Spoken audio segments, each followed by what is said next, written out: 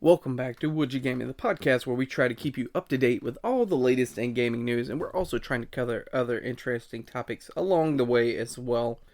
In this one, we're going to be covering Sony's most recent Sony PlayStation showcase, where there was a lot of reveals going on. We might not have necessarily gotten a solid date for a lot of these titles, but we got previews of what is coming for the future of the PlayStation brand and for the PlayStation 5 overall. Now, if you're new here, make sure if you haven't already, you like, subscribe, follow us. We're always looking to grow our brand, reach a wider audience, so let your friends know about us. We always want to see if we can reach more people and improve the podcast in any way possible. If you have any ideas how we might be able to do that, either content we can cover or just general advice, you can always shoot us an email, woodyougaming@gmail.com. That is the easiest way to reach us at this time. Anyway, let's jump right into it. There is a lot to cover, and I would have liked to say that this is a big W for Sony coming out the gate. I think it was over 6 months ago, Microsoft gave us the acquisition of ZeniMax, the parent company of Bethesda, ensuring that most of those titles would at least be a timed exclusive for the Xbox consoles going forward. They will, of course, land on the PC. That's taken a lot away from the Sony fan base. I'm a big fan of the Bethesda games myself, so it left me scratching my head wondering, am I going to have to buy an Xbox for that? And this is kind of Sony's answer to that. It's a resounding answer of what's coming forward, those exclusives that we're going to be getting on the PlayStation line of consoles that make it stand head and shoulders above Microsoft. To start out with, we got to see some of Jim Ryan. Of course, he came out and gave us a few words, let us know that there's a lot of exciting news coming for the PlayStation brand in the future and to stick around, and there would be titles that we enjoy. And right now, like I said, of course, there's not a whole lot of exclusives on the PS5, but that is soon going to change. First and foremost, we got a teaser trailer for Knights of the Old Republic. I'm a big fan of the old KOTOR games from BioWare. They were originally on Xbox. So now this property is in the hands of Aspyr, and of course will be at least a time exclusive on the Sony PlayStation 5, and it'll go to the PC. I'm not sure about the Microsoft ecosystem. If it's eventually going to make it over there or not. I can't see it not eventually making those rounds. But this is a big title from way back. It was just a teaser trailer. I feel like this is a long ways off. We're looking at years down the road because there was no gameplay shown. It was just a character's Dark Revan was standing out there, and you could see the mask. And anybody who played the game would know, hey, this is the antagonist from those titles. So this is coming out sometime in the future, like I said, to the PlayStation first. And I'm looking forward to this. I feel like it's years down the road. I guess I could put this as a part of my 5-year plan to play this game. Notice I did not say beat, because I'm not beating any games nowadays, it seems. I'm trying to go back and do that personally with the backlog. But it just continues to grow with all these great games that just continue to be released on a daily basis, it seems. After this, we were shown Eve Shift Up. I don't know if the Shift Up is like a subtitle of the name or like a slogan for the character. But there were some interesting monsters and everything that this character had to beat. It reminded me a lot of the Platinum Games gameplay, something like Nier or Bayonetta. And one of the monsters in particular, they reminded me of Hellraiser, because one of them had like a circular head with spikes on the outward side of it, and it spun around. So I was like, wow, this reminds me a little bit of the 80s movie Hellraiser there. It looks interesting nonetheless. The gameplay is fast and fluid. It's going to be an interesting time for anybody who's a fan of the action-adventure genre. We just have to wait some time on this. We weren't given a clean date on when this is going to release. To be honest with you, when I first saw this, I really thought that we were getting a showing of the latest Final Fantasy VII, the Part 2. But it, of course, was not that. It's good to see new IPs, and they spent a good bit of time on this, probably because it's not an established IP like so many of the others that we saw here.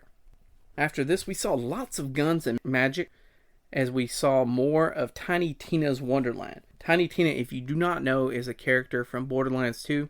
She had her own DLC in Borderlands 2. It was Dungeons and Dragons based, and it was very interesting, and this looks like more of the same of that. This is coming March 25th of 2022. If you're a fan of Borderlands, you know you're all for this. Borderlands, the formula hasn't exactly changed over the years. Kill, loot, rinse, repeat. And if you're a fan of that, you know you are, so you're going to be in for that. I've not played Borderlands 3 personally, but I do have fun with the title. If you have people to play with, It's a lot of fun, so maybe I'll visit this in the future, especially with this comic backdrop and the stories that are going to be told by Tiny Tina that are going to keep us rolling on the floor, if nothing else. Next up, we were able to see Rainbow Six Extraction, and this looked more like Left 4 Dead to me than any Rainbow Six game that I have ever seen. There were different zombies that you're facing off against. Of course, you have the squad-based combat, with everybody having a specific role. We were shown where they scanned the wall and saw the monsters on the other side, set up a turret, and then one of the teammates knocked a hole in that with a giant sledgehammer. This will be interesting to see how they implement all that. It reminds me a lot of The Division and The Division 2. The Division in particular, I have never played the second one. I own it, but never played it. The first one, you were in, I think it was New York. They might have called it a different city name. But the thing was that there was a virus and there was areas that were infected. It's called the Dark Zone. This reminds me a lot of that, but instead of a virus infecting, we actually have like aliens or zombies, and there are much more varieties than just the general zombies you'd see in like a Call of Duty game. I know there are special zombies there as well, but this is more like Left 4 Dead. There was one with a giant glowing red bulb on its back.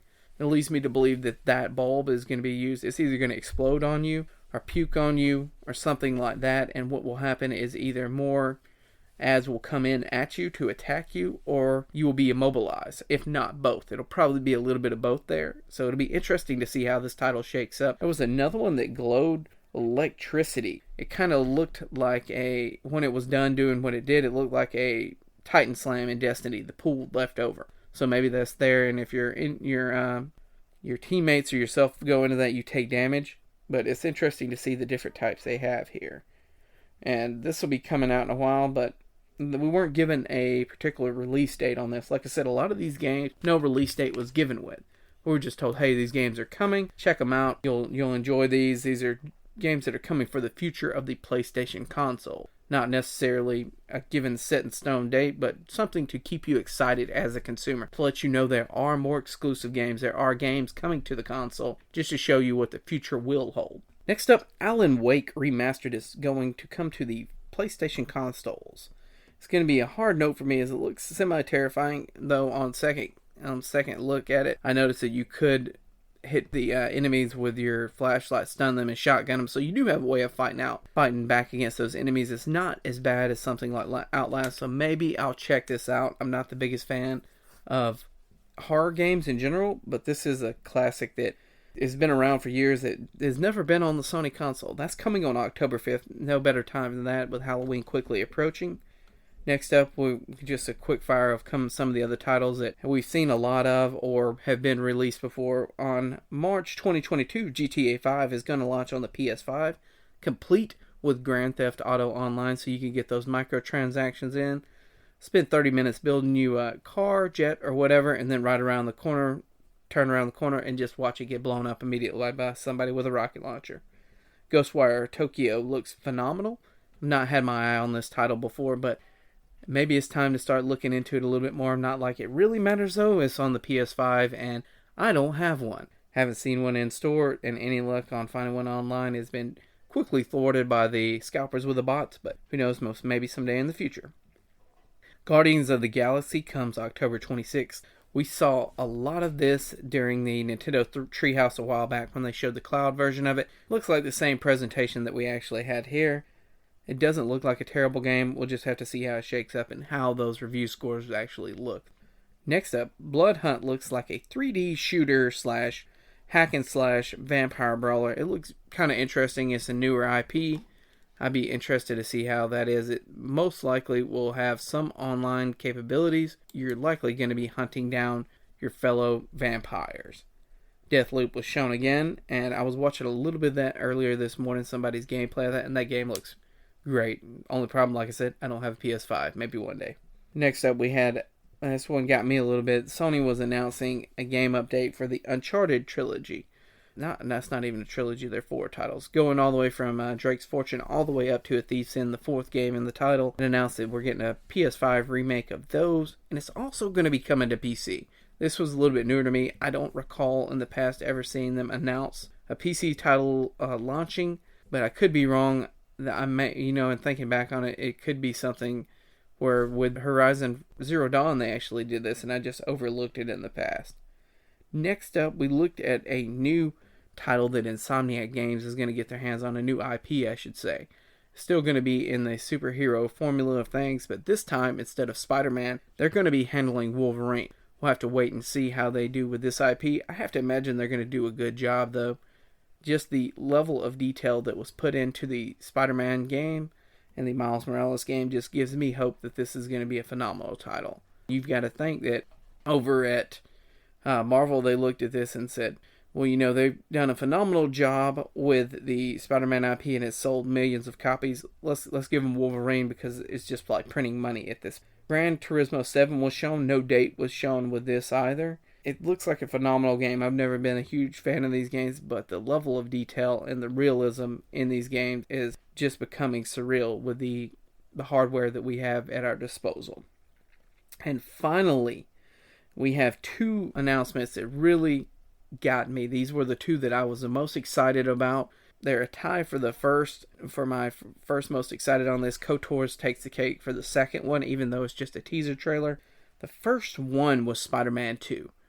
And it showed Spider-Man and Miles Morales fighting several enemies, and there was likely the antagonist talking in the background saying they've been searching forever for a challenge and asking, will one of you finally be the one to give me that? And the camera pans to a dark alley and it just zooms in, and then we hear that familiar voice, yes, we will. And of course we see Venom's face.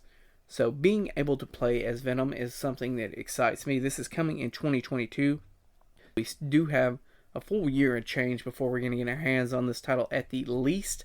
But the prospect of being able to play as Venom is super exciting because we know that's going to be a different gameplay element than the normal zip around that we would have from Miles or Peter as Spider-Man. Because they're going to zip around. Venom's more hulking. Of course he swings around, but the combat for Venom is going to be brutal to say the least. I look forward to seeing how that plays and hopefully getting my hands on Venom as a playable character sometime in 2022. Finally, the big money item, we got a cinematic and gameplay trailer from God of War Ragnarok. I know this is a title that many Sony fans have been waiting for. This is the title, The Pinnacle. The first game was phenomenal on the PlayStation 4. I don't remember if they said this is going to be a PS5 exclusive or not. Either way, I can't wait to get my hands on this. We saw more of the gameplay, the story elements here. Of course, Ragnarok is quickly approaching. Atreus wants to get out there and try to prevent it. And Kratos, of course, wants to stay out of all that and avoid any war that might be coming with the gods. And they eventually set out in search of the God of War, the Asgardian God of War. And we do see at the end there that Thor is reaching for his hammer against Kratos, so I speculate that we'll get our hands on this as one of the weapons we can use, similar to how we got the Blades of Chaos and the first God of War. So we do see the Blades of Chaos and the hammer that we use, or the axe we used in the first God of War is used. This is likely going to be our third weapon. I did not see any of Atreus' help in the combat. He looks a bit more grown now. Maybe he'll have his own segments. Or there'll be another way that he actually helps out in the combat. We'll have to wait and see about that. This is, like I said, I've been waiting for this title since the first one ended. The first one was phenomenal. Hands down, one of the best PlayStation 4 games I've played on the console. Oh, what was your favorite announcement of this showcase? Was there something that really stood out to you that, you know, you gotta pick up day one or anything like that? Just let us know. If you haven't, give us a follow already, and also check out our friends, the official _VGK, or the Video Game Nights. They host a podcast out of the UK. They are usually covering Microsoft stuff. Most recently, they've been talking a lot about the Psychonauts game. Maybe we'll get something on that in the future for them. They may have released one already, but check them out as well. If not, but thank you again. Let us know what we can do to improve it, and peace.